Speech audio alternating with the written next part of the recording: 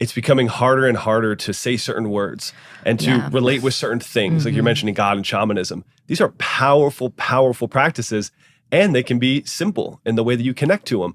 But people are afraid to say them or afraid to connect to them in so many things in modern society because we put so much weight on them. But the way you're saying it, I'm like, oh yeah, I want to walk in beauty. I want to connect with source. Like these are beautiful things. And because we've blown these things up, it seems so unapproachable and non-relatable. Yeah. But I love how you're bringing these practices in. And that is the beauty of the modern mystic, right? Of the person that's bringing in these pieces of wisdom nowadays, is to make it approachable, make it accessible. Because a lot of these things, a lot of these terminologies, it's just, can't say it. Like you were saying, it's going to get political. Well, look at how can't I had say to ask that question. I was like, kind of dancing. But that's the thing. Right? That's what is really important that I want to invite everybody to think about.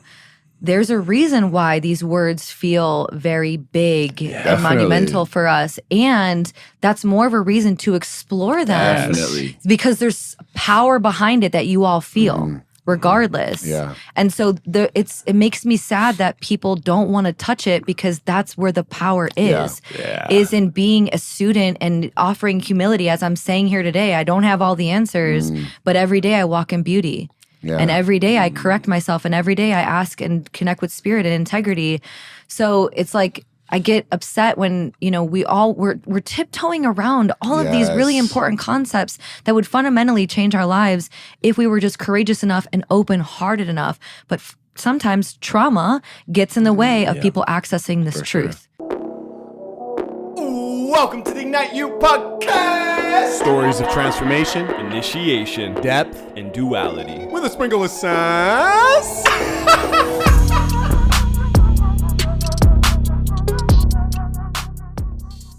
It is.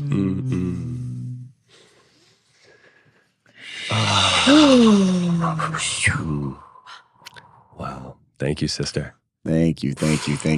Appreciate you.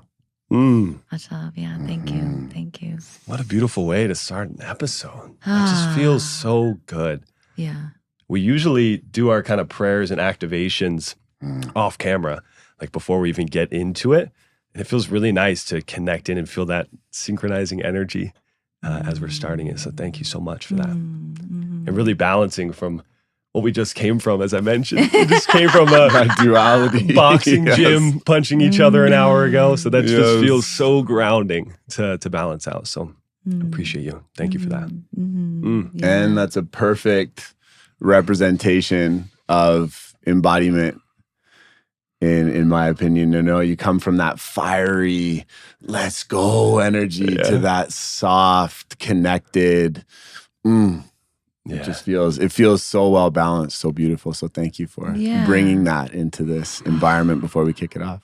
Yeah, just noticing the difference in energy so strongly too, right? And just taking those moments really just brings us fully here. And I know that from traveling today and moving around, it was like it's the simplicity of just like taking a breath and being in connection.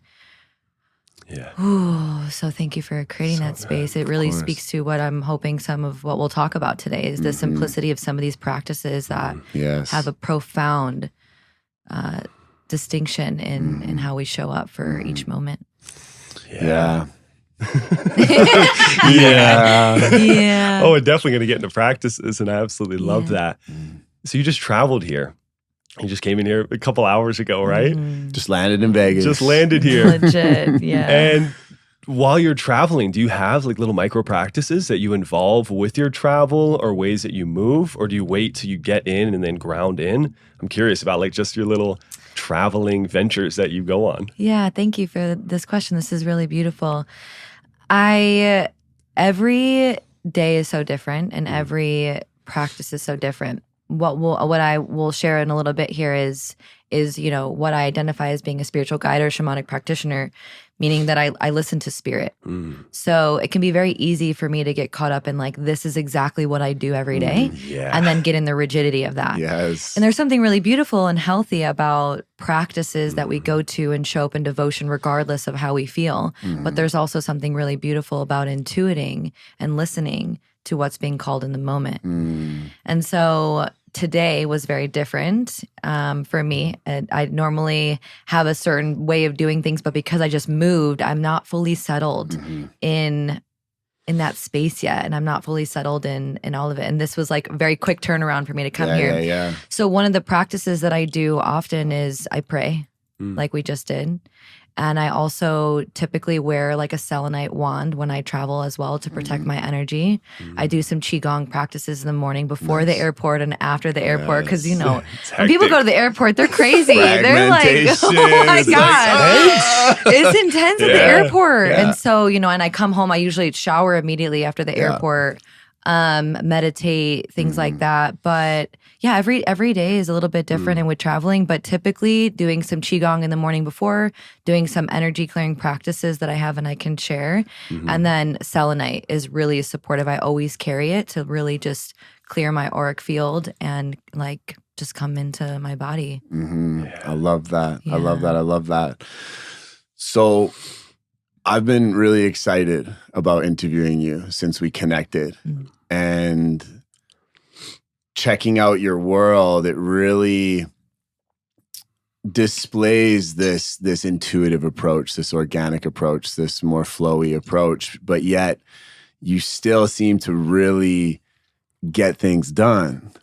And those are two really opposing forces to most people, right? So we're going to really get into a lot of this more, I don't know, for lack of a better term, you know, more feminine approach to leadership, more divine feminine approach to leadership. But can you start off just by telling us a little bit about what you do, just so that people have a bit of an insight into that, and then we're going to want to kind of jump into how you got there. Yeah, beautiful. Great setup. Yeah, so I am a spiritual guide, and so I support leaders, entrepreneurs, public figures in really healing trauma so they can come into their heart and hear that higher source of wisdom and lead themselves and other people to prosperity. And so how it looks is very different. As a shamanic practitioner, a trained shamanic practitioner and certified in a multitude of different modalities and have been working on my intuitive channel, I listen to spirit. And so when people are like, what do you do? My background is in clinical psychology, which I'll get into, but there's so many different modalities and ways that I support people. I really just listen. And so sometimes it's energy work. Sometimes it's spiritual counseling. Sometimes we sit with plant allies. Sometimes we, you know, get together and there's just the space and just the presence just allows the intelligence of the field and the person's system to recalibrate to something different. So it's very different in each session, but I do it virtually and in person, retreats, things of that nature. But fundamentally, Carissa just becomes a hollow bone and an open channel to really listen. And then there are moments where I'm like, okay, I'm not necessarily hearing anything. And then there's questions, and that's where the coaching comes in and the masculine approach of like directing the energy. So it's mastery, but it's every day it humbles me because there's so much that comes through in the work that I'm even astounded by. Like, I know I could not have done that. That's not Carissa. That's spirit working through me. This hollow bone imagery is the first time I'm actually hearing that terminology. I usually hear like the vessel and these kind of things. And I love that. I love how you're saying it's moving through you. And in that terminology, it really resonates. And so many people are dense boned, and that can be kind of an experience we have. And I imagine you have had that experience in your life of feeling that and feeling blocked in that way. And Kim and I were talking about this before, of being asked about, you know, your story, being asked to like, oh, share with us how you got here. It's like such a big question. And like, okay, so where do I start? How do I get into that? Like, what do you even mean? Yeah. So to get into your story, I'd be curious about these catalytic moments, or these moments of transition. Maybe a particular moment. We were talking about this. Maybe there's like one big moment, but maybe there's micro moments that kind of led you on this path, but to kind of get you to where you are now, but even, you know, moments along the way, maybe when you were more dense boned. Yeah. I'm getting Tell us about when you were dense boned. Yeah. That's the only time I've ever been asked that question. Right? Yeah. Yeah, that's good. Dude. I like it. Innovative. I dig it. I dig it. Yeah, I was asked this question on a podcast the other day, And there was like, what were the moments or what was the moment? And they started out as whispers and then they got really loud and then it was a tower moment. And so I'll get into a little bit of the story, which is I, in 2018, was doing really well in business and in my work. I was what most people would say crushing it in the coaching industry. I was a business coach. I was working with the same type of clients doing growing their business using psychology and marketing and things like that. And I had everything on paper. I really did. I had the sold out private coaching. I had retreats. I had a pet house. I'd just gotten a Range Rover, like all of these things materialistically that I could ever want or that people think that they want. And little by little, there was these whispers of like, that's not aligned. Or this isn't aligned. And it just was like, it was like a whisper and then it was like a feeling. And I was just constantly experiencing, I'm not like a lack of happiness and a lack of true fulfillment. And I didn't know that it was then at that time, but it was just like something doesn't feel right. I thought that when I hit, multiple 6 figures cash in business in this short time frame, I would feel differently. I thought that when a client would be calling me and telling me about they just signed clients, I'd be more happy. I thought that in these moments that are milestones for many people, that I would have felt different. And then I had a very humbling moment where I wasn't listening to those nudges and my health started declining. I had like adrenal fatigue. I started having hormone imbalances. My relationships were all crumbling. I was left alone constantly. That's one of the most difficult things to be with that I really still sit with is in all of these really high highs, I was so alone. I didn't have anybody to celebrate with. Yeah. And so I remember distinctly one moment, my adrenal fatigue got so bad, I could not get out of bed. And I had clients who were texting me upset that I wasn't responding. And it was very unlike me. And I had a history with depression for years prior to that. So I thought I was like in a depressive episode and I just didn't know how to get out of it. And I remember just being so upset that I physically could not get out of bed as a higher achiever, peak performer. It was crumbling my identity around like, who am I? What's happening? And so I remember literally crawling down my stairs because I physically could not stand up. And I looked at myself in the mirror. Oh, it's like there's still like tenderness around this because it was a really confronting moment. And I looked at myself in the mirror and I was like, I don't even know this woman in front of me. Like, how did I get here? Yeah. How did I work so hard for all of these things and I have everything that I could ever want and I'm not happy and I'm alone and my health is crumbling? That's what I have to show for that? Yeah. And so that was one of the biggest moments for me when I had to take a really honest look at myself and ask myself, who am I living for? Whose ideas of success are these? Are they just ones that I've adopted? Or is this really my truth? And that was the moment that I decided that something had to change. And then I just like really got into deep prayer and devotion. And like Marianne Williamson talks about in her book, Return to Love, like you get on your knees and you just pray. And why even get up from being on your knees? Just stay there. Yeah. Just live in that way. Yeah. Be the living prayer. And I just prayed and I received clarity on like I needed to step back from work. And so I took a 4 or 5 month sabbatical. I like dove deep into shamanic work, which I'll get into in a moment, but like I didn't choose shamanism. Like if I could have chose so many sexier things to do than speak with spirits. It's not sexy work. It's really hard. And, down those 5 months, like really getting deeper into this is actually my path. I was chosen to do this work and I'm really got to do what's necessary. So before we dig deeper, I'll like stop there. But that was a defining moment. I like looked at myself in the mirror and I didn't even know what I liked, what I loved. People asked me, what do you do for fun? I had no answer.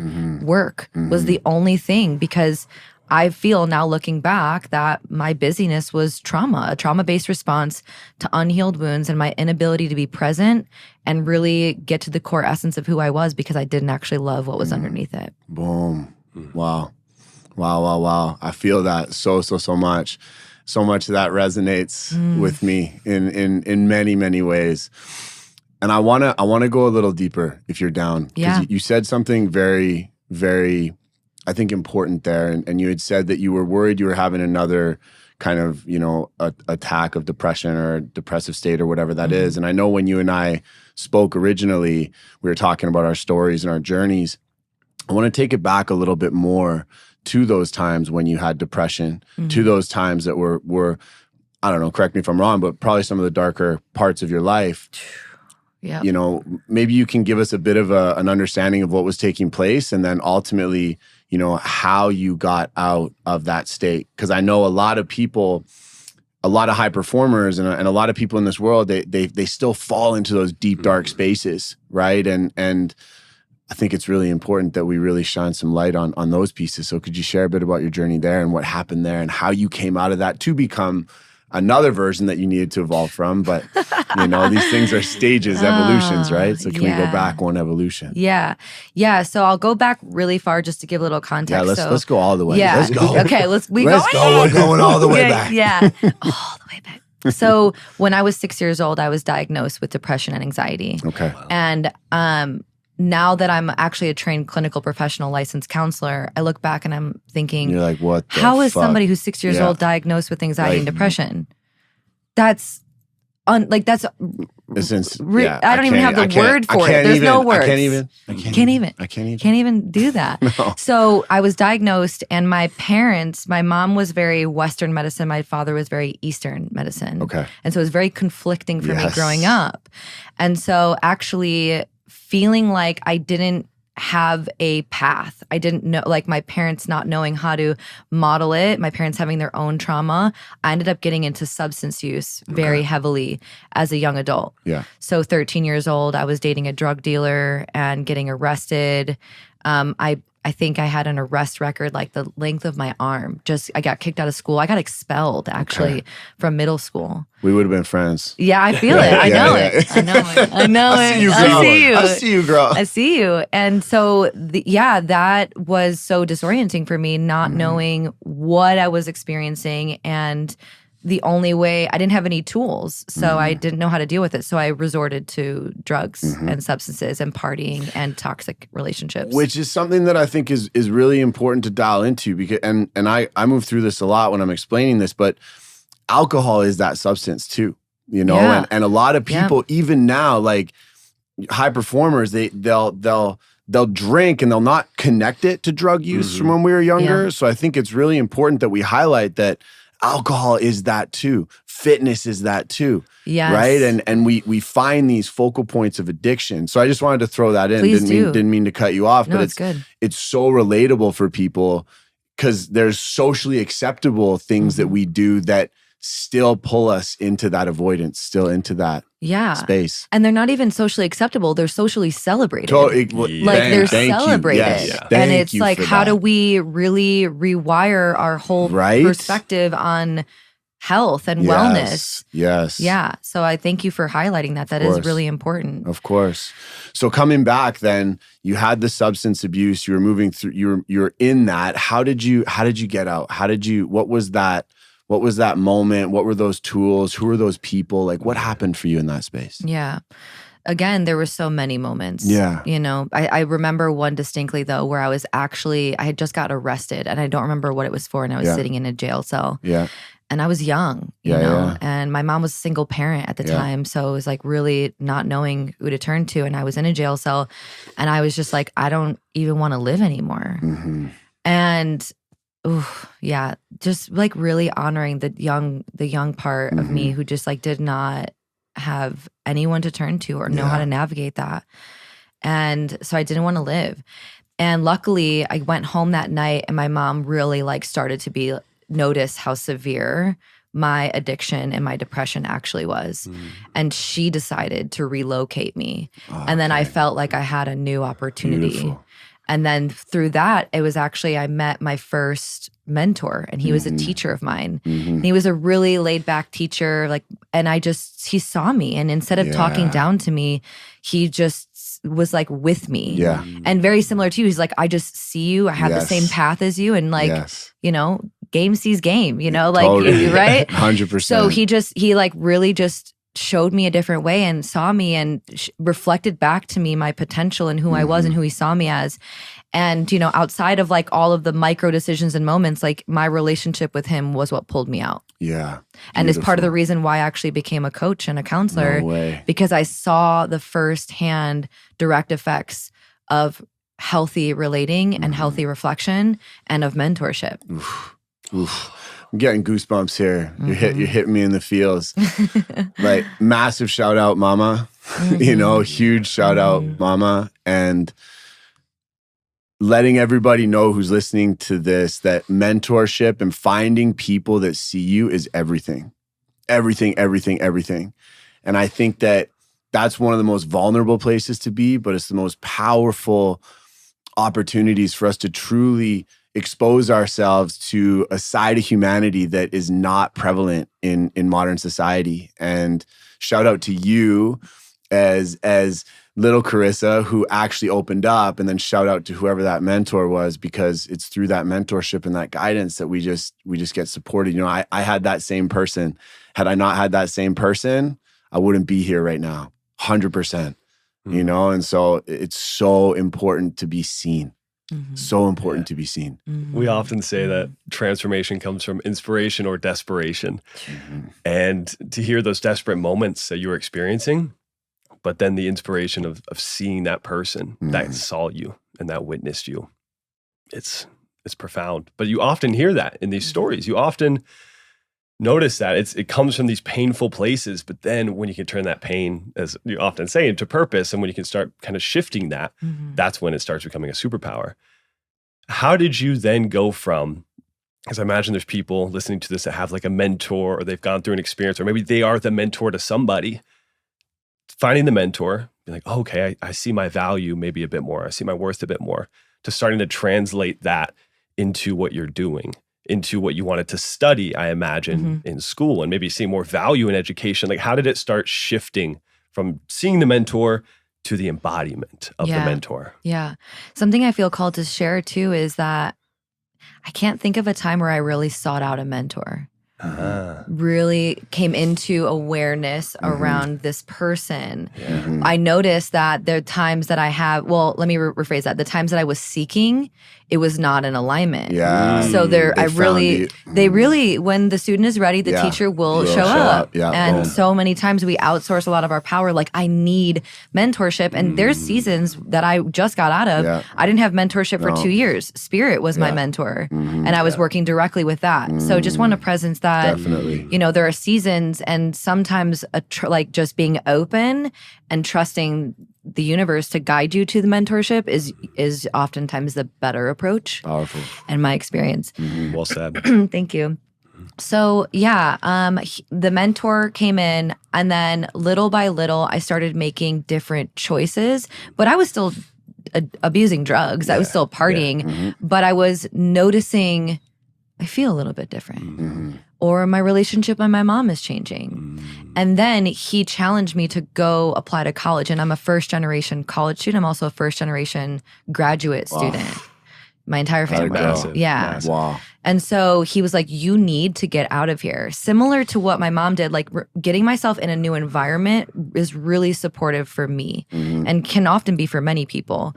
And so I ended up applying to like 3 colleges. I only got into 1 state school, and I was just like, this is my chance. I gotta go. So when I got there, I had no idea what I was gonna do, and I just felt like I need to fully give this everything I have. These people don't know who I am. I somehow, some way got in here on a scholarship, like scholarships and money, like, you know, taking out loans or whatever. And so when I got in, I just noticed that this was my chance. It was like 8 Mile, like, you know, you got one shot, you know, one shot, one opportunity. Bag over the shoulder. Here we go. It was like my 8 Mile moment of I'm here. You know, this is the choice point. Do you want to like change your life, or do you want to keep doing what you're doing? And so I got into school, and then I wanted to start fresh. So this was my identity shift. So that's the thing that I think people often will shift their habits and like reverse engineer like this is the identity. It has to happen from the identity and the consciousness first, and then you kind of go into the habits. So I really, without knowing what I was doing at the time, was shifting my identity to I'm a person who is smart and intellectual. And I was like, my mom actually introduced me to The Secret. So I was actually applying the laws of The Secret. Yes, mama, Yeah, bringing yes. it in. That's so I was cool. applying the laws of Secret. And so, you know, I started realizing that I had these stories that I was dumb or that, you know, I was an addict or all of these things. And when I got to school, and I started engaging, I realized that that was just a story. And so I wanted to change the story. And so I put myself in situations because I have a very fiery energy. And so I love being challenged. And so I will orchestrate naturally, which I've realized about myself now. I will orchestrate in a situation that puts me in the fire so that I have to rise, which isn't always helpful, but it was my mode, right? Like I love this like rebellious, like I have no idea what's going to happen. I got to do it. So I just started doing what he did for me. He challenged me and I realized I really thrived in that. So I put myself in environments where like, I'm going to get into a sorority and I'm going to apply for this leadership position. And then I started getting the positions and then people were offering me healthy reflection.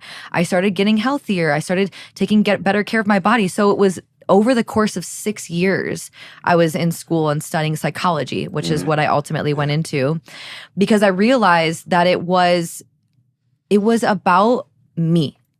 It wasn't about like, sure, it was like my parents or whatever, all the things that I blamed it on, my environment, my mom wasn't there, whatever. But it was the moment if I took radical responsibility, this is my psyche, this is my life, this is my opportunity. What do I want to do about it? And so, yeah, over the course of 6 years, there was these decisions in changing that ultimately led me to realize that when you can take radical responsibility, when you can receive the proper education around the mind, body, spirit connection, when you can be in healthy community, all of these like little bits and pieces of this recipe were really happening in my favor. I started to see myself differently and I started to show up in the world very differently. Yes. And I want to go into that a bit because you had to die. Like you had to die. And that's a part that, you know, it's all fun and games being in the transformational place. And people are like, I want to be the best, you know, version of myself. And then it's like, yes, and the current version of yourself has to die. You know, and so how did you find navigating that? Like, was there a period of time where you had to totally let that go, or were there certain kind of steps or certain things that you followed that slowly kind of helped you let go of that past self? It's interesting because I agree that there was a death. And I think my most prominent, like significant death was the one I went through a couple of years ago. Okay. The one that I went through during that time period felt like a death, but it felt like a birth more than anything. Okay. Yeah. Like I was going, because I was already so in rock bottom. Yeah. There was just an invitation to keep rising. Yeah. So I didn't experience that as a death, although I agree that there was the part of me that did die off. It felt like I was able to witness myself differently, to integrate the part that was the addict. What was she seeking? What did she need? Yes. You know, and looking back, to be honest with you, I don't know that I know exactly how I got through that other than my relationship with God. So, I feel you. I'm curious about that. Okay. Because when I hear God, and I imagine the people listening, when they hear God, probably think of many different things, associations and whatever it is, religiously and otherwise. I've heard you say on a different podcast, you're not tying it to religion. Yeah. But I'm really curious about this because people connecting in with spirit and people having a channel and connection to God can mean many different things. So for you, what is God? What does that mean? I'm constantly asking myself the same question. I don't have a full answer, and I don't know that I ever will. Yeah. And I think that what makes it challenging for people to hear the word God is because of oftentimes church hurt, dogmatic things that happen in religion. And I didn't grow up in a religious household at all. But for me, when I connect to God, it's like the most solid, grounded, big unconditional energy. When I say spirit, it's still there and I can feel spirit, but like when I say God, it lands differently for me. And I didn't know at the time that that's what I was relying on, but I was praying, I was asking, I was curious, and I was noticing things happen in my life where that a mentor would come in or a book would fall off my shelf. And it was like, how is this happening? And because I was studying The Secret and the laws of attraction and things like that, it felt so much more intelligent than just that. So my relationship with God is constantly an inquiry. I don't know exactly what God is, other than how I could describe it is the most intelligent, unconditionally loving presence that is not outside of us, that is fundamentally within us. So when I pray to God, it's not like I'm looking for some being in the sky to save me. It's really me looking at myself and saying, how is this powerful creator, this unconditional loving presence also within me and around me and in all of you? And what is it really inviting us to all do? So in that time, when I say God, it just was something beyond me, unfathomable miracles that happened in my life, moments that I didn't know how I was going to make it financially or through grad school, that something would just happen. And I didn't have the answer for how it did. And so I'm constantly questioning. I don't actually know, but that's what it is for me. And I think that I'm going to say a bold statement, but I think that I honestly want to make God cool again. Yeah, let's make God cool again. Make God cool again. I want to make God cool again because I think I've been in the spiritual personal development space for 10 years and not many people say God. There's kind of this tiptoeing around and they say universe, but God created or creator source, whatever you use, the terminology doesn't matter. We're all connecting to the same thing. Even religions are all pointing to the same thing. They're just different paths, right? And different names. So it's like, for me, I'm really recognizing that is what I think people are struggling with the most right now, is being spiritually malnourished. And so however people connect with that higher source of wisdom and that essence of something that is bigger than them is ultimately what I think part of what I'm here to do. And so they don't need to use the word God, but for me, it lands deeply. And I would like to help people see how, whether it's the Bible or these ancient scriptures, how there is some mind control and things that are happening with that. But there's fundamental ancient teachings in there that are the pathway to help us navigate this life. 100%. And so I just think there's a healing that gets to happen in the spiritual community as well as many different communities around rewriting the stories and really asking ourselves, what do we believe God is? And truly embodying the God within us, not seeking outside of it or even looking for these corporate organizations to answer these questions for us. This is the path of inquiry, and healthy one at that. Oof, love that. Love that so much. So I'm curious, because we've got God and we've got shamanism. Yeah.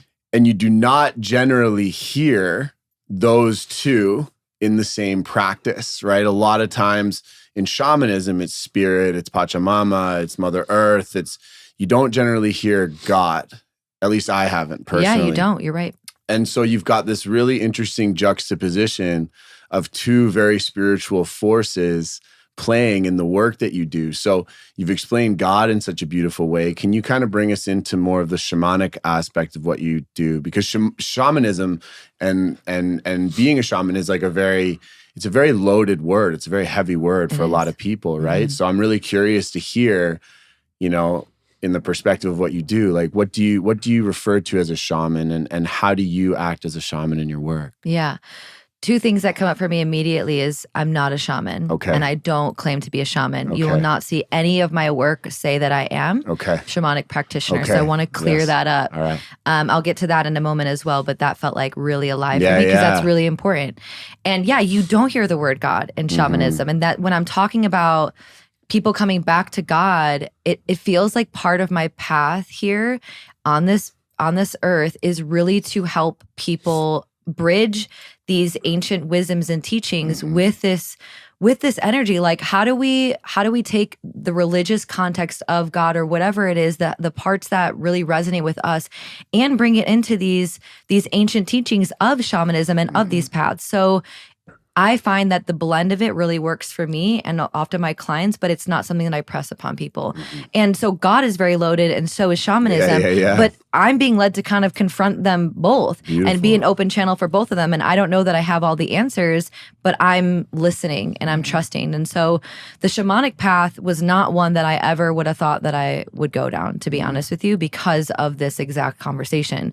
Nobody wants to touch these things because there's so much hurt that's happened to these indigenous cultures and these practices that they've had. And, you know, in my path that I've been studying, they haven't been wanting to share this information with the Western world because of, you know, what happened to these people. Their teachings were shunned. These people, they were killed. Whatever happened, we don't need to get into all of that, although we can. And so I identify as a shamanic practitioner to pay homage to the teachings that I have, but I am not a shaman. And so I study universal shamanism. There's Brazilian, there's Peruvian, there's Native American, there's all different kinds of shamanism. I have teachers, I listen, I'm constantly in question, even asking, is this culturally appropriating for me to share this thing?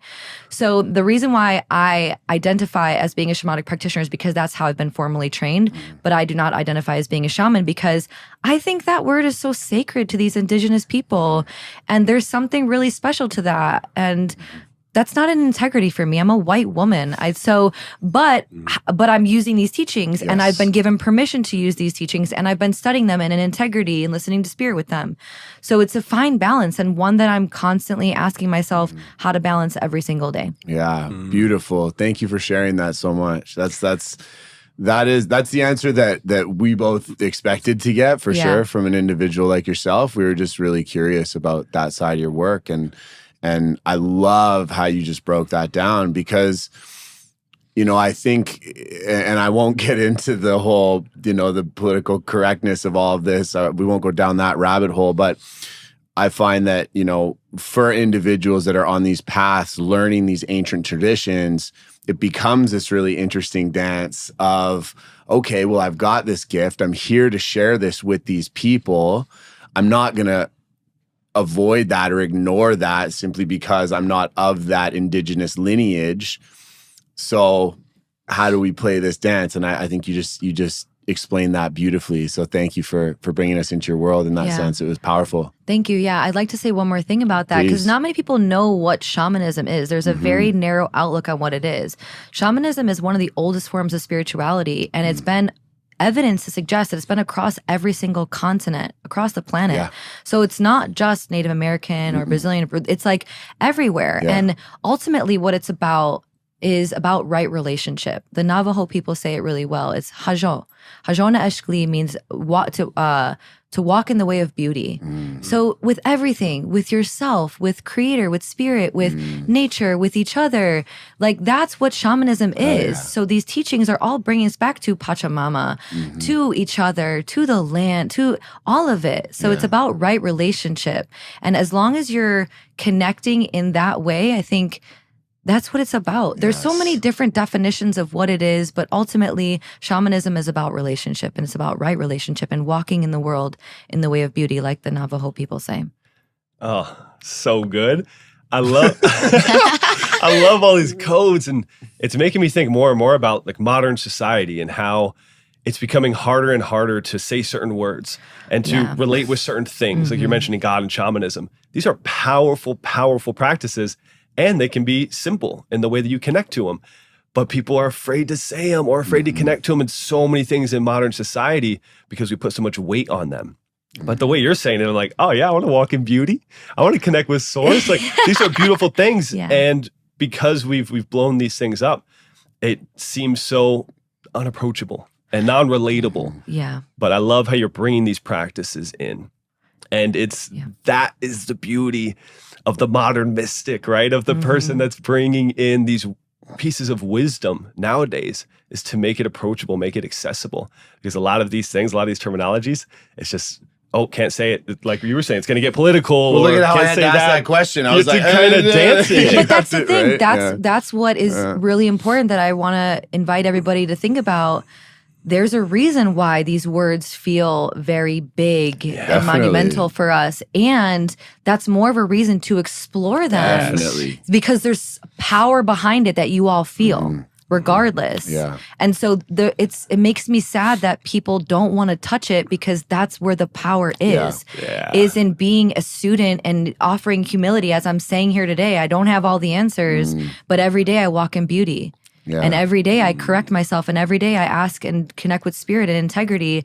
So it's like I get upset when, we're tiptoeing around all of these really important concepts that would fundamentally change our lives if we were just courageous enough and open-hearted enough. But sometimes trauma gets in the way of people accessing this truth. For sure. And 100%.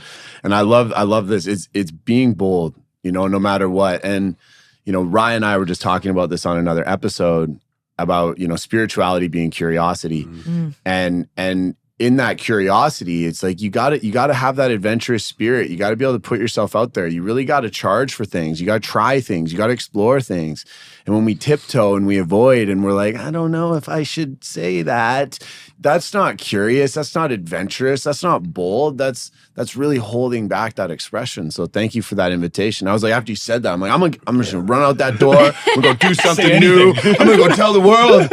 We're gonna tell the world, right? And so I think that's a really powerful code for a lot of people to get is be bold, be curious, and stay on that path. Good. Yeah. So I want to shift gears a little bit. Yeah. Shift them. I'm going to shift the gear. Get it. And we all make different gear sounds. So good. This is something you mentioned kind of along your journey. There was kind of this thread of interest and this thread of knowing in a sense. But another big word is purpose. That comes up a lot for people. Like, how do I find my purpose? What is my purpose? And that it can be some of the darkest times for people, feeling like they don't have it, or they need to find it, or they're not aligned with it, or they know it and like, I just can't afford to do that right now. I want to know your thoughts on finding purpose, because it sounds like you had, like I said, a thread of knowing. And maybe because you're connected to source, you're like, it just comes through me. Did you know your purpose? Does your purpose change? Or is there a defined thing of, what you're here to do? I'm curious about purpose for you. Yeah, that's a really amazing question. And something that just came through for me that I was sitting with as you were saying that is, when we feel purposeful, we feel powerful. So oftentimes when people don't feel powerful or don't feel in their power, it's because they're not feeling like they have a purpose. Those things are very important and work very well together. This topic of purpose is a very interesting one because it also feels very heavy. Yeah. Like we're searching for something. We're on this treasure hunt. Like, I'm gonna get my purpose. Like it's something that's in essence like stamped and assigned to us. And I think that what I believe is that our soul incarnates with specific lessons to learn and also certain things to contribute to the world. But I think that how you express your purpose is based on your desire. So I believe, and I'll talk about how to find your purpose, although that's I don't want to say find your purpose. I love it though. Discover or avail yourself. Yeah. Avail yourself is probably a more accurate description. Avail yourself to what wants to come through you is probably a better and more accurate way to say that. But I've because of my difficulty, I decided, and I also had a felt sense that I was meant to give back in that way. Our life story and our journey often is the pathway to our purpose. And so I knew that there was an essence of I'm going to serve and I'm going to help people. When I was in graduate school, it was through counseling. When I got out of it, I was coaching, business, whatever. So how I chose to express that and share and serve has constantly changed and will constantly change. And something I often sit with and share with my clients who are really struggling with this is that I could be a librarian and still be in my purpose. Because what am I doing? I'm showing up in a purposeful, heart-centered, I was going to say contributory. I don't even know if that's a word. Make up. We do. Contributory. Make it up. Bring Make it up. Make it up. So in that way, so it doesn't, people get caught up on how it looks versus the essence of how you're being. It's really aligned with your being. And we can get caught up in the image of who we are with our purpose. It's an egoic thing, actually, versus the essence of who we are, right? So people are like, oh, my purpose is to be a world-leading spiritual teacher. No, that's your ego identifying with an image. Fundamentally, what's behind that is your core essence is you're a compassionate, loving human being who wants to end suffering, right? So how do we distinguish these things is where healing happens and where the path is always leading us. So when it comes to your purpose and your mission, or what more feels more resonant here is just like, what contribution do you want to offer to the world in whatever way feels really exciting to you? Because I don't think your purpose should feel very heavy. In spiritual work, which I think I often get caught up in, is like, it's so serious all the time. It's like, oh my gosh, if this is all we're here for, I don't want to be. We can relax. We relax. I'm like, okay, take me back up. This is difficult. Yeah. But what I would say is look back on your journey. Life is always preparing you for what you ask for and what you're, in quotations, here to do. So what journey have you been on? What codes have you received? What wisdom has come through you? And that will offer you the alignment. So when I say that I have a felt sense of this is what I'm here to do, it's become from years of honing in on my psychic intuitive abilities and knowing what that knowing feels like. But it's always kind of been there. And I think it's there for everyone. I just think we get caught up in this person's doing that thing, or this is going to make me money, or this is more prestigious, or this is going to show up, I'm going to be more significant here. And that just distract us from ultimately what the truest purpose here is just for us to love. And however you show that, however you do that, is fundamentally up to you. Powerful. Great answer. I Great love that. answer. Great answer. Yeah. Oh, incredible. So I'm curious. So you work with high achievers, high performers, people who have achieved a level of, let's say, success, right? And that success varies quite a bit from person to person, I'm sure. So if you have somebody who has built something big and successful, and they're like, I'm not satisfied, I'm not happy, I'm not feeling connected to myself. And they're like, I feel I've lost my purpose, something along those lines. How do you approach that with them? Do you help them infuse their purpose into what they've already created? Do you help them completely pivot from where their life has gone? How do you help them navigate that momentum that they have created in the life that they're living? Yeah, that's a great question. I'll start off by saying, every person is so fundamentally different. Definitely. So there's not like this is my perfect framework. Although my masculine logical side is like, you got a method. We got to have that. And there are times I do.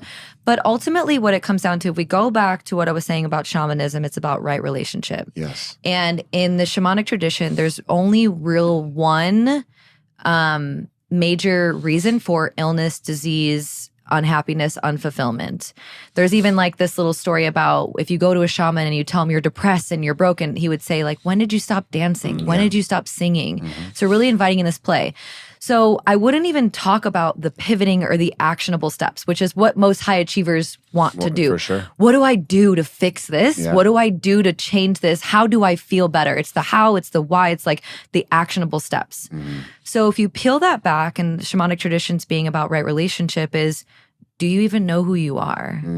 What does that relationship with you look like? And because coming from leadership and business, there's not business problems typically or leadership problems. There's personal problems that are showing up in those ways. So I peel back all of the BS, all of the stories, and we go back to like, how do we get in touch with your core essence? And so this is a process. So many people have these narratives about who they are or what success is to them. And so it's really about dismantling and dismembering. And that is the death that happens. So typically people come to me when they're really dissatisfied and ready to like pivot into something, not realizing that there's a major death about to happen that I really hold them through. And so through the energetic quantum field of the work that we go into, and this could be a little esoteric out there for people, but there's something really powerful to presence and holding space with people. They come to me and I offer presence, not fixing, because that's what a lot of coaches will do, right? Which is why I don't really identify with being a coach anymore, although there's coaching in it. It's like, I'm going to hold space and presence for all of you, all of the parts, all of the wounding, all the trauma, and it naturally comes out. When people's nervous systems can co-regulate and you can be in presence of unconditional love, you will see parts come out, you will see stories come out, and instead of trying to fix it and doing all these things, you offer unconditional love. And so that would honestly be the first thing, is we go into healthy curiosity and inquiry around the person and invite them to show up in a space. So it's really about, the beginning is setting a safe and sacred space together.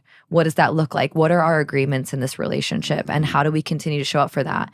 And it's peeling back these layers. And as I listen, it's intuitive guidance on challenging. Is that actually you? Or is that who you think you are, et cetera? And over time, they start to see who they are. And over time, they start to be who they naturally are. And that shows up in these ways. And once they can get connected to who you are, like I said in my evolution, it was that moment of, I don't even know who I am or what I like, what I love, what my definition of success is, what would actually make me happy. Once you can connect with that, then you can start to act in the world. But when you're acting from a place of disillusion or illusion or disconnection or a lack of awareness around who it is that's actually the being or the consciousness behind this physicality, then everything else changes. So we kind of reverse engineer the whole process and show up in a sacred and holy way to just allow that person to be witness in that reflection, that unconditional love. And you'd be surprised at the healing that happens from that place. Definitely, definitely. And so one other piece to that I'm super curious about. So in that death, if this person has a multi-million-dollar business or this person has, 150 employees to worry about, how do you navigate them continuing to serve while dying? Yeah, so luckily I was able to step away, and I realized not everyone is really able to do that. Actually, most of my clients are not really able to. And so it's hard. It's honestly challenging. For sure. I'm just going to really be honest here. It's not an easy thing to navigate. So there is a practical standpoint of how do you actually do this? Because it can't. The thing about with high achievers and performers and leaders is like they want to show up in the spiritual healing space, but they don't want to lose what they've already done. So that's where the masculine, feminine, and all of this space comes in. And so there is a practical way of like, how do we set a container here and then allow yourself to kind of go back into the world? Because there can be a healer's trap that people get caught up in. They're constantly healing. And it's just like, there's other things to do in the 3D world. Like we get to create, we get to do that. So it's finding, there's things in your business where it's like your fascinations, the things that you are interested in, your frustrations, the things that you're annoyed with, and your intolerations, the things that you can literally not do anymore. And so we look at that practically. What are these things in your business? How do we outsource more the things that you cannot tolerate in your business, that you cannot have the capacity for? What are the frustrations? Okay, how do we actually make practical space in your life and in your calendar and your working relationships to do the things that you're frustrated with and you may be stretching? And then the fascinations, the things that you're really curious about. How do we create space for all of this? So there is like, a calendar that's needed. There is maybe retreats or getaways that they can come back and integrate and go back into reality. And there's honestly, one of the most important things that I see in this kind of work is the need for community and to rely on community, because there will be times where you may not be able to show up and you may need somebody to really show up for you in that space or hold you differently. And then there's honestly conversations with clients and team, like really showing up vulnerably, because what I see is one of the main problems is when people go into this death cycle and they're trying to show up for work, they're putting on the mask, which is only continue to feed the narrative that I have to hide, I'm not enough, or the vulnerability. So there probably are conversations with your team around, hey, I'm moving through something, and my present, like the physical space that I'm going to be showing up for in the leadership role is going to look a little bit differently. Thank you for your graciousness and patience. Like, how do we actually show up in these leadership roles and positions with our clients and our team members and our family without completely falling apart? So there has to be space for both of it. Evolution for people just in that. That's vulnerable. Yeah. That's really vulnerable, Yeah. right? And it might not happen overnight.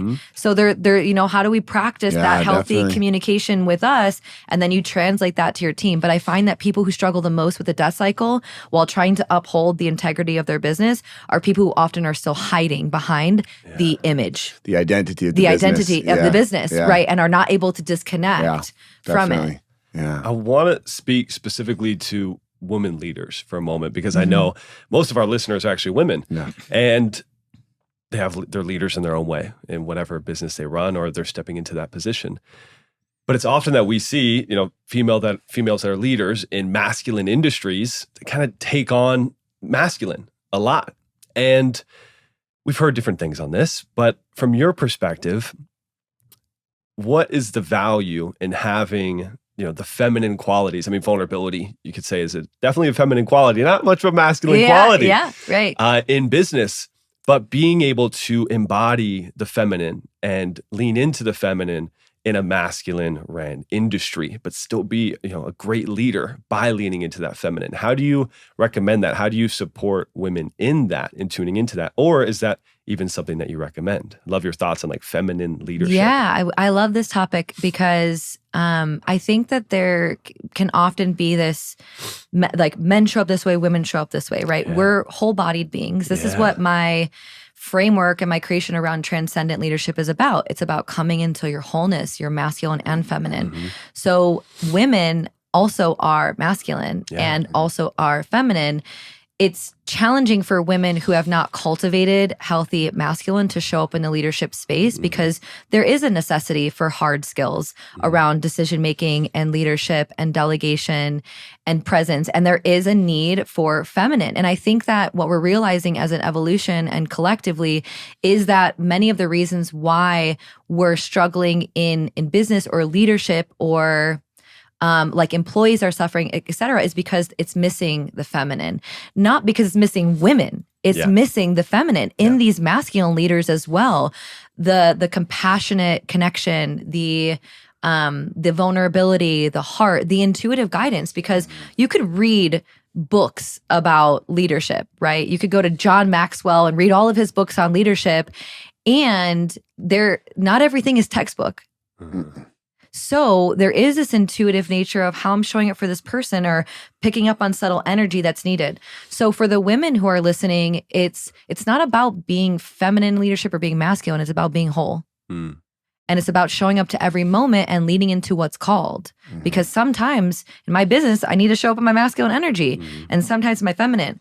But that's where we come back to relationship. Do you know yourself? Are you able to discern when you're in a wounded masculine or a wounded feminine, right? So it's all of it. So it's, it's about, if we can really heal our trauma, which is, not an easy thing to always do, we are actually able to come into truth, which is ultimate presence. And if you're resting in presence, you can literally hear or feel what is needed for that moment. Sometimes it might be feminine, sometimes it might be masculine, but it's ultimately about discernment and about tuning into that present moment. And it's honestly something that's not really easy to provide a practical thing for, other than your practices, which I'm open to sharing how I do this, because it can be really challenging for people. Okay, this is a nice concept, but like people think that being feminine in the office or leadership is about like everything is great and what's your heart and your body feel like. It's not that, it's this, like, I can be in a masculine industry, which I have been, in a feminine softness. And it really offers this beautiful duality of both. So yeah, I think it's about practices that you do, like what you do behind the scenes is what shows up in public. So it's not even about the practicality. It's about how you're nurturing this vessel and opening it to the world and how you show up in that way. Yeah. That's so powerful. And I want to get into the practices. And I just want to highlight that a lot of people think it's either one or the other. And you just did a really beautiful job of saying, no, we're all showing up in this space, but it's the energy that we carry. It's not as much about the actions that we take. It's the energy that we carry. And just being in that feminine presence, I think is super, super powerful. Very, very powerful. And so I just wanted to highlight that because I think a lot of people hear I have to be more feminine. It means, well, I don't work when I'm on my moon. And, it's like there's just these various things that happen. So I think you bringing that into more of an applicable way of being is very, very cool. So I'd love to hear the practices as well. And something I'd like to further highlight with that is I could be in my masculine energy and get my nails done. Yeah. It's not what you're doing, it's how you're doing it. I could be dancing and I could be very structured in my movement and that could be masculine. It's not, and that's, really important for people to remember. And so I really think it's interesting that there is this wave of women in business and leadership talking about their moon cycles and not working during that time. And if you can set your business up in that way, that's great. Not everybody can. And for me, it's never been about like completely disengaging in the world during that time. It's about recognizing the potency of what's actually happening. Your body is shedding, you're opening up intuitively. So that's time where I just create more space. So during that week, I might not completely like go out in the forest and lay on grass and bathe in the river, but which is okay if people want to do that. That's beautiful practice, but that's not for everybody. And I think there's this image of what being feminine needs to look like. And I think it's kind of annoying, honestly. It is because it's those are things, and that's that person's practice and that's that person's image or whatever. And there's things about men too and masculine that is like, this is how it needs to be. And it's just not. Like these are narratives that we're either adopting or we're challenging. And so if we're not challenging them, we're adopting them. And so for my practices, I'll speak directly to the moon, is on my cycle, I will create more space. So I'm not batching podcasts that week. I'm not having a lot of calls. I'm doing what's required in my business for me to show up. And if I've planned ahead of time and I'm able to not take client calls, which honestly, I'm really intuitive during that time. So I really love showing up for client calls because it's about me sharing those messages as well. So those are some practices. Okay. If I'm waking up, like I really enjoy waking up at the same time every day and doing my meditation. Like that's my masculine practice. And then after that, I love to dance. So I dance after that. So my morning isn't masculine or feminine, it's both. And then I like to sip tea and journal and intuit and listen to my body. So those are some practices. And I think everybody has to create their own recipe. These are all tools and these are all toolboxes that we get to fill with what we want.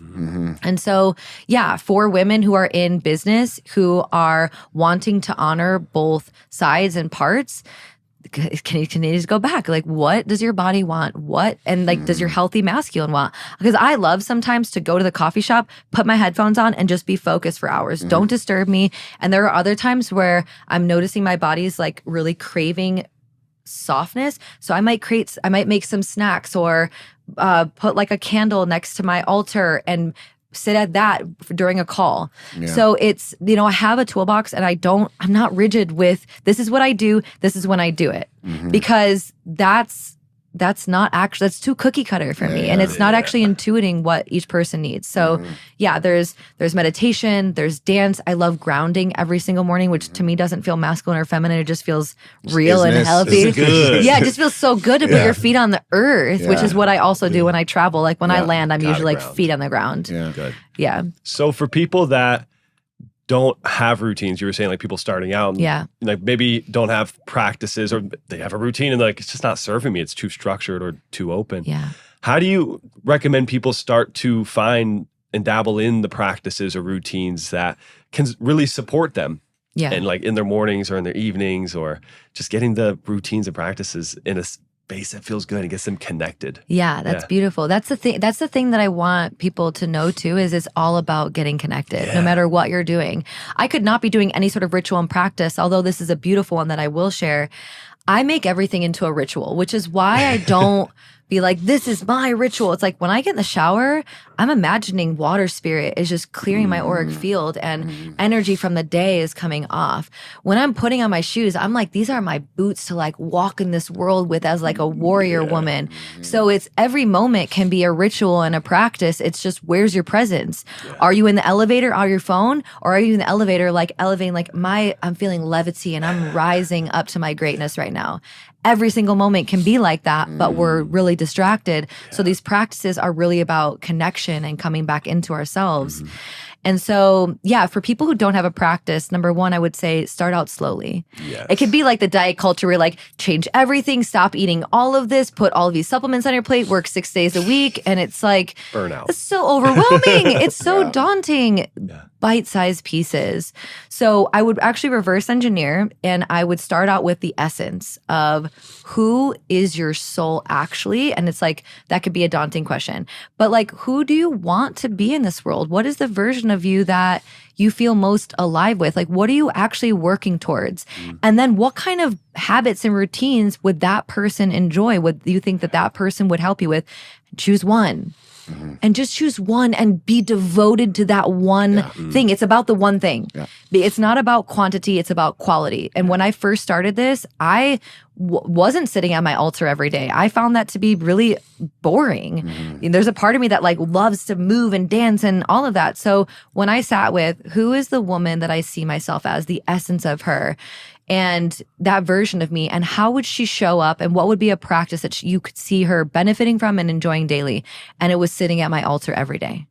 And so that's it. That's every single day that I do that. That's the one thing that I do every day is I sit at my altar where I cultivate energy. That's where I pray. That's where all of the things that I love and find meaning are. My rattle. There's happy. There's medicine there. There's pictures. There's all sorts of things there. For me, flowers. That's my space. That's my sacred space where I'm creating. That's my prayer. That's my offering to Creator, to Source, to God. So for me, when I reverse engineer, is like, how would this person show up? And she would be devoted to that every single day because that's important to her. So I chose that and I did that. So I would start back with the essence, not with the image, not with what other people are doing and what you think are going to work, although that can be a skeleton. That can be helpful for you to try it on. And just choose one and do it for 30 days.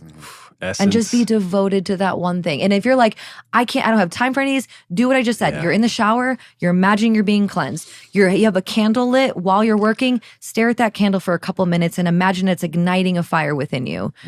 Simple. Shamanism and these practices are fundamentally simple, but we overcomplicate it, and overcomplication is the enemy of execution, as Tony Robbins says. So when we overcomplicate it, we get overwhelmed, we don't do it, and we're like, it doesn't work. I love the simplicity of all of this. And I love how you're saying it's integrating. Because so often, even when I said, I was like, oh, morning, evening. I kind of think practices in that sense. But it does happen throughout your day. Like that's whenever it's real embodiment. It's like even beyond practice at that point. You're not creating the space for it. It's like it just is what you're doing. I think that's some of the most beautiful things when you can actually integrate it. I also want to talk about play with you. Okay. Because I love play. Yeah. I'm all about it. Like play it every day. It's like a mantra I live by. You were talking about spirituality and play and these kind of things kind of going together, because I also believe this. Spirituality can be so damn serious. I often say that and think that as well.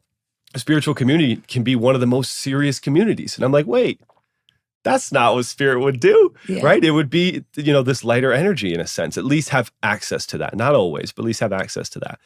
So when it comes to play and spirituality or practices, how do you integrate that, and how do you bring play into your life with these things?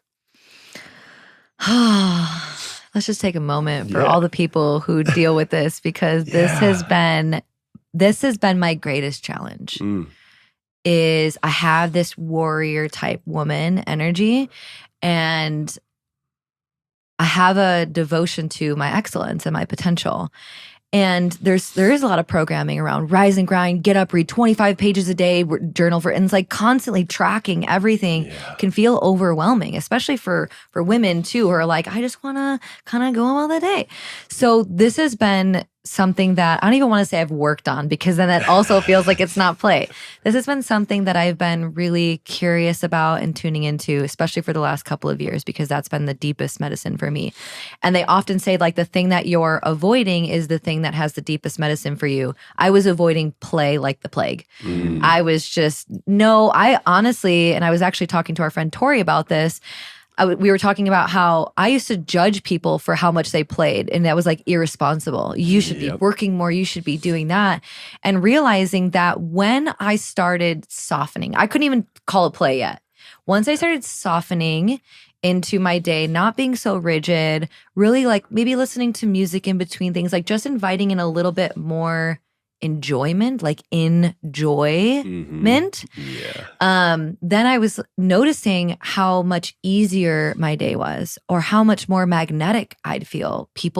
Things started to come to me, money started to come differently. So I couldn't get behind play until I actually saw the benefits, if I'm going to be really honest with you. It wasn't like, oh, I just need to play because that, I'm being too serious. It was kind of like, how is this actually going to change my life outside of just being in happiness? I couldn't get behind that from the beginning because it didn't feel like it had fundamental value, to be honest. So once I started softening, I started seeing big difference. And so play for me is honestly in this season is very intentional. I go to concerts, I go to festivals, I do partake in psychedelics as well. So I'm very intentional about setting space for that, because if I don't set space for it, I will just get wrapped up in my seriousness. So I put it in my calendar. On this day, I'm going to this dance class, the sensual embodiment class. That feels really exciting for me. This concert, I'm booking this festival out months in advance. In the middle of my day, when I'm noticing, because I have this really strong connection to my body, myself now, I can notice when I feel really contracted or crunchy. I'm like, okay, what's in my toolbox? What's in my play box, right? I have a puppy, so I like play with him, or I go for a walk, or I listen to music. So for me, play is it doesn't always need to be going to the festival and concerts, although that's very intentional for me, and I do that. I think it's just bringing in joy and lightheartedness in whatever you're doing. I could be on a call and I could be in play energy and still do my work and still be a divine channel. It's just about like release, like letting go of the rigidity and just the pressure to show up in a certain way, because that's oftentimes what the seriousness does for me. It actually gets in the way of me showing up in the way that I want to in the world. So yeah, play looks different all the time, but it really for me is about bringing enjoyment and lightness and pleasure into everything. So if I'm on a call, I could bring in, like I said again, I could bring in incense or candles, and that could feel more playful for me, because I'm like, oh, I love this scent. It smells so good. And it can just make me feel like a little child. And because I come from a background where I didn't really know myself, I didn't know who I was, I really struggled a lot as a child. I didn't really have a lot of play in my childhood. So as a high achiever, I didn't really know what I actually enjoyed, which is part of the reason why I didn't play, because I didn't see a value, but I also didn't know what I actually enjoyed. So I had to really go back, and that was like a lot of healing work. And like, what is my relationship with play? As a child, I was kind of forced to grow up very quickly. So what are the things before I was told who I am in the world or whatever that I really enjoyed? And I enjoyed like Ninja Turtles. I enjoyed dressing up in costumes. I enjoyed drawing on chalk. So I do that. And I make intentional space for that, because then it's me saying to my inner child, I prioritize you. I love you because I'm intentionally creating space for you. You're not getting put on the back burner and my leftovers of time. That to me is a very big distinction, so that my inner child feels very seen in that. Yeah, that's my favorite kind of inner child work. Yeah. Is going back and experiencing the play through them. Yeah. I love that you bring up these points, and it's beautiful, because I don't feel like play and seriousness can coexist, but play and reverence can. And this is something that Cam and I were kind of, playing with, or identifying the differences, because you can have reverence and be in a playful spirit. But it's often, like you're saying, the story of, if you're playful, you don't care. If you're playful, you're not doing something that matters, or you're not actually contributing, or whatever it is. But you can be in reverence. Yeah. Like you can have massive impact and inspire so many through play. And I like how you're bringing it up in a tangible way, just an incense, something that you enjoy, a little bit of pleasure, something that's like, oh, that feels good. And that's play. That's curiosity. You can have it in the deepest, darkest places. Like I even mentioned this, when we're on breathwork journeys or leading those experiences, you can play with going through emotional experiences. Like anger's coming up. I can play with that. I can be curious about that, delve into that and move that and feel that. That can be play. But it's often that we kind of think like, no, play has to be like this high vibe, good, joyous thing. It can be so much more than that. So thank you for like sharing more about your journey with it. Because I imagine that's so helpful to so many viewers and listeners with this. Yeah. And something that mentioned too is even the language around it really matters too. I'm playing with this. We're like, what is my work? What is my purpose? How I'm working on healing. It's constant. Like, it's so intense. It's so intense. Like, I just want to like, oh my God, turn into Kali and like, we gotta go. Just chill. It's like, it's a lot. Like we're always, yes, this life is work. And also I think our deepest medicine is really bringing in play. And in one of my most recent peyote ceremonies, that's what came through for me is I'm learning the art of healing through joy. And the joy and pleasure offer so much healing, but we're not wired to believe that. So thank you for asking that question. That was a good one. And I love that because it's the fruit of the labor. I think that's the part that so many people ignore, even in the healing, spirituality, transformational space. It's just always another healing journey, always another healing journey. And it's like, if you're not enjoying your life outside of that healing journey, what the hell is the point of what you're doing? And that's one thing that Ryan's been an amazing reminder for me on as well, because I deal with trauma a lot in my work, and it can be heavy, it can be intense, it can be dark. If you're not balancing that with the light, with the excitement, with the joy, with the like getting out there and just living life, you start to get heavier and heavier and heavier and heavier, and it's this duality. So I love that this is coming up, that we're dropping into this. And then you think you need more healing work. Right? Because you're like, I'm not there yet. I'm not there yet. And it's it like, becomes no, this just bottomless have fun. pit. And it's like, oh, like whenever my friend's really good at that. Sometimes we're like yin and yang in that way. And she is just like, go outside, just like, go have fun. And when I'm in the play, it's like, oh my God. Oh yeah. It was so simple. It's so easy. I love that. I love that. It's powerful when you can celebrate having fun. I think people will like have fun in a specific way. To go full circle, we were talking about it earlier of like drinking and these things that are celebrated. It's like, oh, I'm going to go have fun this weekend and just get intoxicated and blasted. The next day you have regret. So you tie regret to fun. And you're like, oh, interesting. Because that's not what that means. And it doesn't have to mean that. To have fun doesn't mean you need to feel regret, or to have a good time, to feel pleasure doesn't mean you have to feel bad after. It should amplify what you're doing. And it should add into what you're doing. And that should feel, even in a sense, like truly doing the work. The more you can play, the more you can love, the more you can be in joy. Is that not as powerful or more powerful than doing the heavy work and doing the shadow work? That should feel that way, and that should be celebrated too. But it's often that as well, that also feels like, oh, that's the celebration, but that can be the healing that's really needed. So yeah, I think it's all powerful. It's all important. Yeah, beautifully said. Carissa, this has been epic. So good. It's been so good. Thank you for your medicine. Thank you for your presence. Thank you for coming on and sharing all of this with our community. We're very grateful.